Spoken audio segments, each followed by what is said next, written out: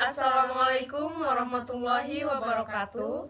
Perkenalkan, nama saya Putri Claudia Fiona Prasetno. Saya Marisa Putri Andayani. Dan saya Tri Indri Pramudia. Di video ini kami akan membahas materi tentang sel volta dan elektrolisis. Langsung saja kita mulai. Sel volta. Elektrokimia adalah cabang ilmu kimia yang mempelajari aspek elektronik dari reaksi kimia. Sel elektrokimia adalah suatu sel yang disusun untuk mengubah energi kimia menjadi energi listrik atau sebaliknya. Sel elektrokimia terbagi menjadi dua. Pertama, sel elektrolisis, yaitu sel yang mengubah energi listrik menjadi energi kimia. Arus listrik digunakan untuk melangsungkan reaksi redoks tak spontan. Kedua, sel volta atau galvani, yaitu sel yang mengubah energi kimia menjadi energi listrik.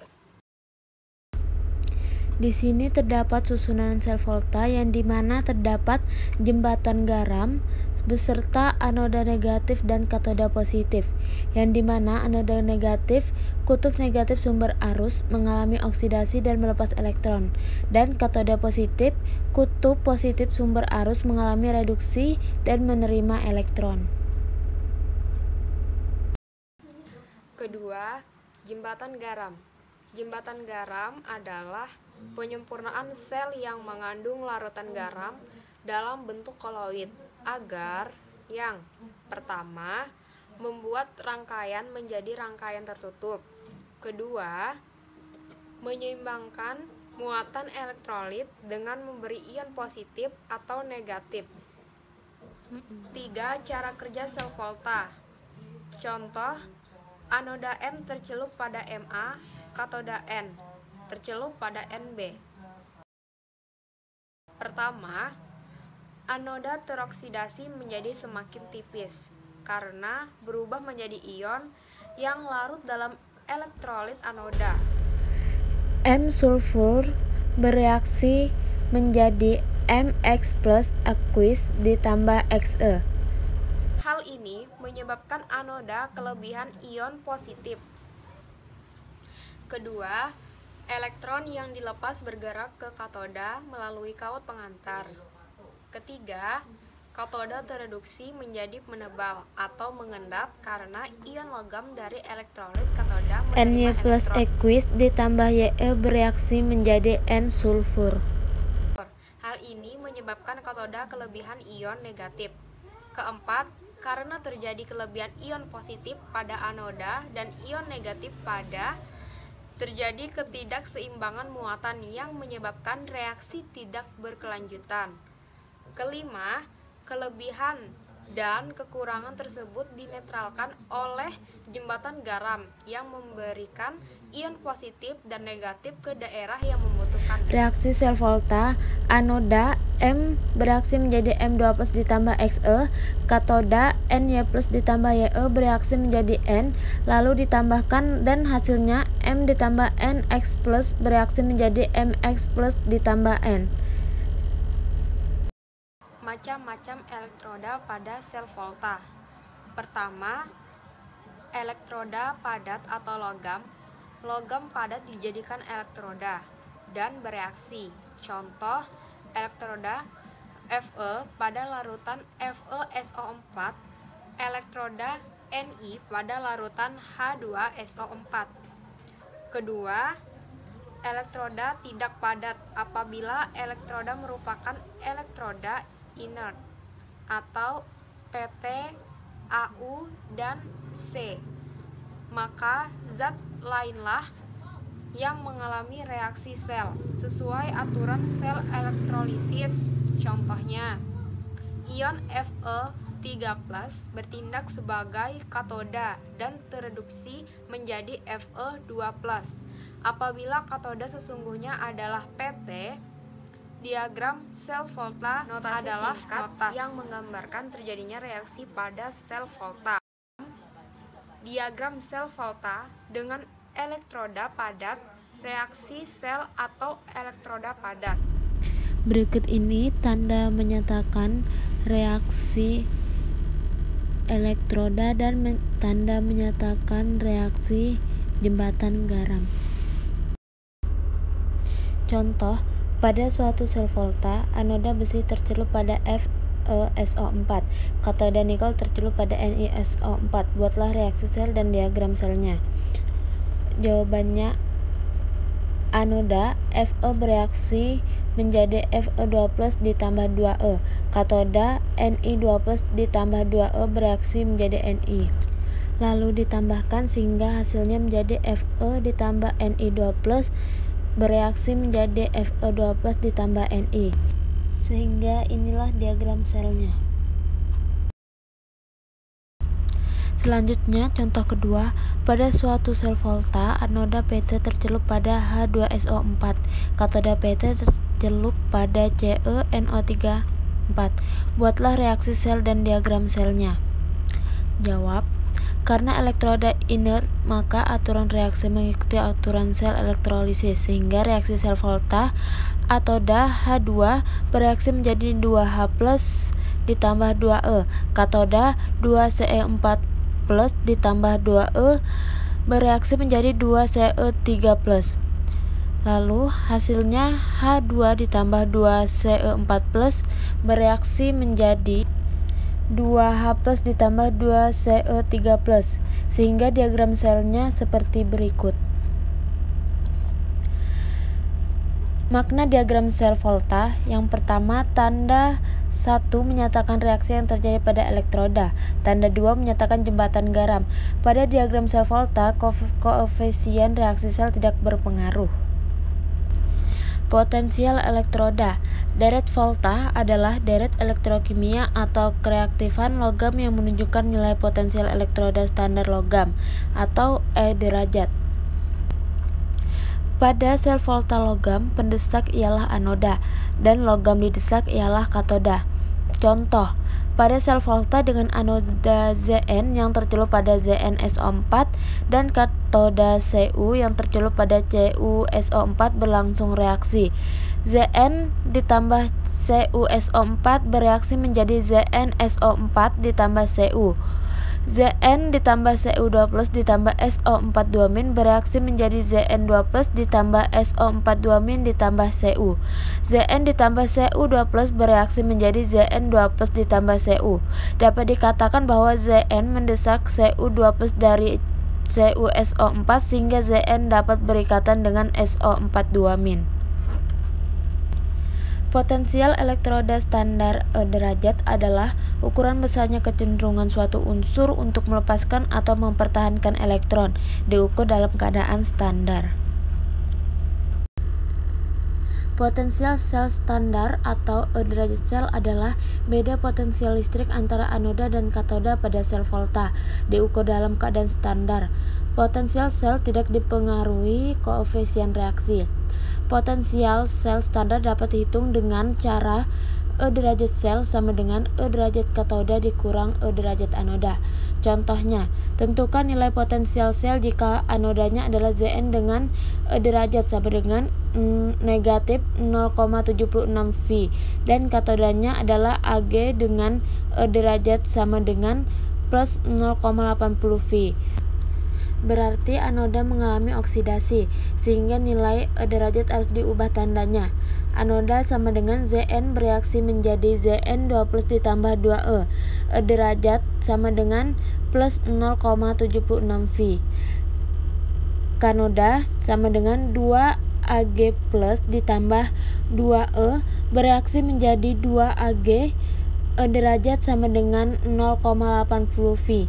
Ditambahkan jadi hasilnya yaitu Zn ditambah 2Ag plus bereaksi menjadi Zn2+ ditambah 2Ag.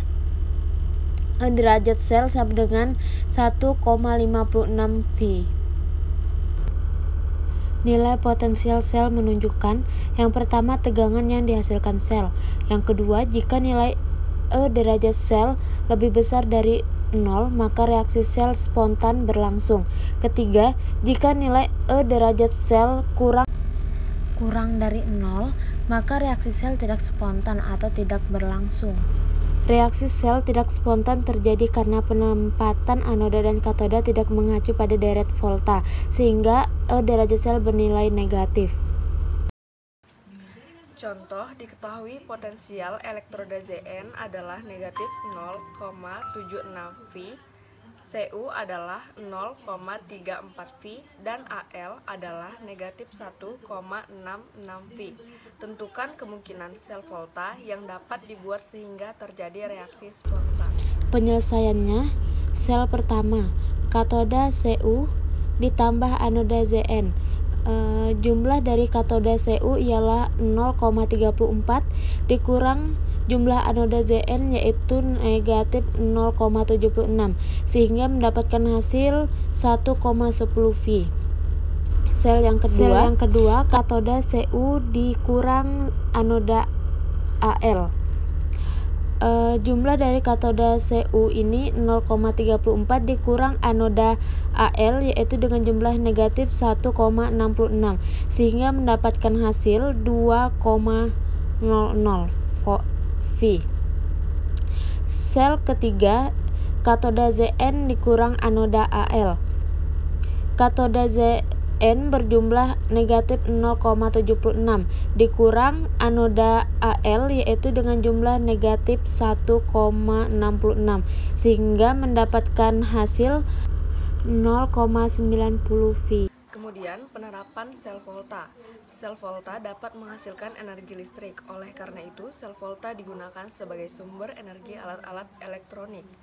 Sel volta komersial terdiri dari 1. Elemen primer, yaitu sel volta yang tidak dapat diisi ulang atau sekali pakai. Contoh, baterai kering, baterai alkalin. 2. Elemen sekunder, yaitu sel volta yang dapat diisi ulang atau tidak habis pakai. Contoh, aki, baterai nikel kadium. Baterai aki biasa digunakan dalam kendaraan bermotor karena praktis, dapat diisi ulang dan tidak membutuhkan jembatan garam. Aki termasuk elemen sekunder. Berikut ini merupakan susunan sel aki dan reaksi pengisian aki. Kemudian, baterai kering atau cell leaf lines. Baterai kering sering digunakan untuk alat-alat elektronik kecil dan tidak dapat diisi ulang. Cell leaf lines.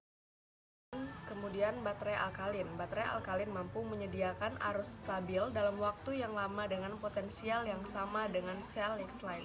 Walaupun reaksinya telah berkurang, baterai alkalin termasuk baterai nikel kadium. Baterai nikel kadium adalah baterai kering yang dapat diisi ulang. Baterai nikel kadium termasuk elemen sekunder. Kemudian, baterai perak oksida. Baterai perak oksida atau sel kancing umumnya merupakan lempengan dan digunakan pada jam tangan, kalkulator, atau kamera. Baterai perak oksida termasuk elemen primer. Selanjutnya, baterai merkuri.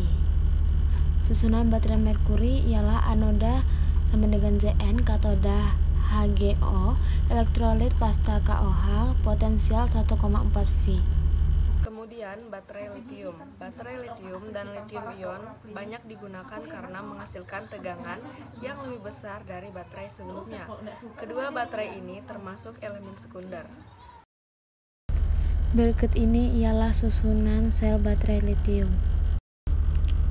Korosi. Korosi atau perkaratan adalah suatu reaksi redoks antara logam dengan faktor lingkungannya. Mekanisme korosi. Yang pertama, logam menjadi anoda yang teroksidasi. Yang kedua, faktor lingkungan menjadi katoda dan tereduksi. Proses reaksi sel elektrokimia pada korosi besi. Berikut ini reaksi pada sel volta korosi pada suasana asam dan pada suasana netral dan basah. Yang kedua, reaksi total. Dapat dilihat reaksi total sebagai berikut. Selanjutnya, cara pencegahan korosi. Yang pertama, aliasi atau alloy logam. Aliasi logam adalah usaha pencegahan korosi besi dengan menggunakan aliasi logam berupa baja tahan karat, stainless steel dengan campuran Fe, Ni, dan Cr. Yang kedua, pengecatan atau pelumuran oli. Pengecatan dan pelumuran oli ini mencegah kontak besi dengan udara dan air. Ketiga, penyelupuhan atau electroplating. Penyelupuhan atau proteksi katodik adalah Perlindungan logam secara elektrolisis untuk mencegah kontak logam yang dilindungi dari udara dan air. Contohnya ialah chromium plating, zinc plating, atau galvanisasi dan tin plating. Mekanisme proteksi katodik. Yang pertama, logam pelindung melindungi besi dari kontak udara dan air. Yang kedua, logam pelindung memiliki E derajat lebih negatif dari besi. Ketiga, ketika tergores atau rusak, kedua logam membentuk sel elektrokimia. Anoda, logam pelindung Cr atau Zn teroksidasi. Katoda, besi Fe tidak teroksidasi.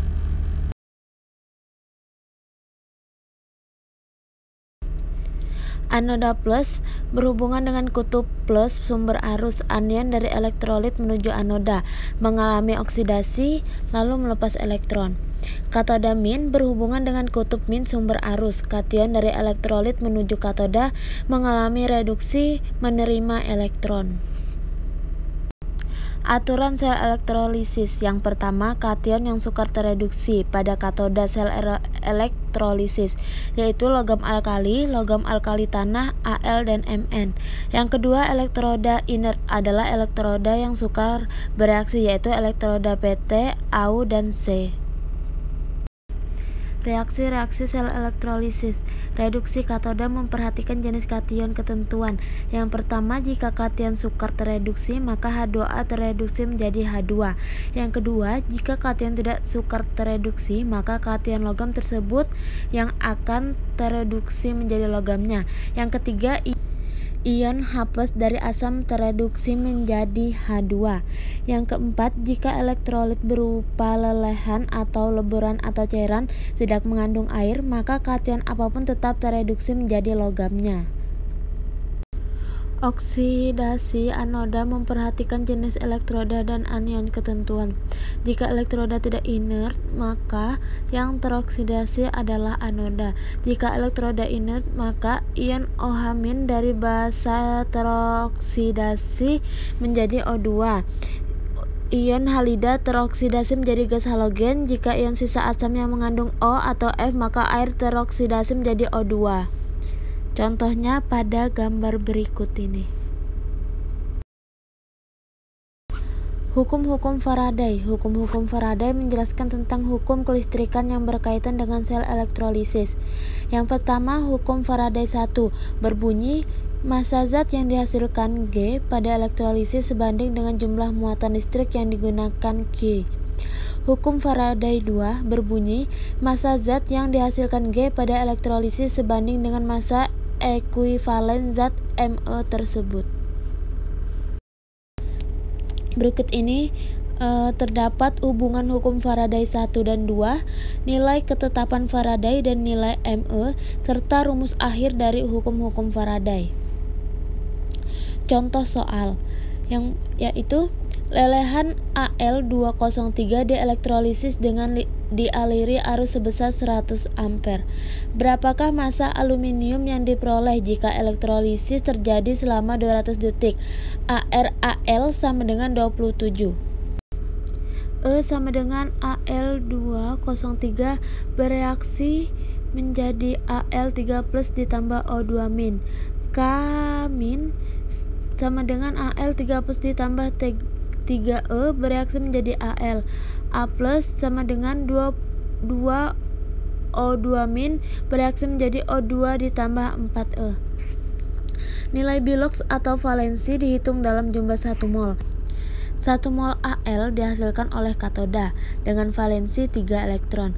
Maka massa aluminium yang dihasilkan ialah G sama dengan 100 dikali 200 dikali 20 dibagi 96.500 dikali 3 sama dengan 540.000 dibagi 289.500 sama dengan 1,865 gram.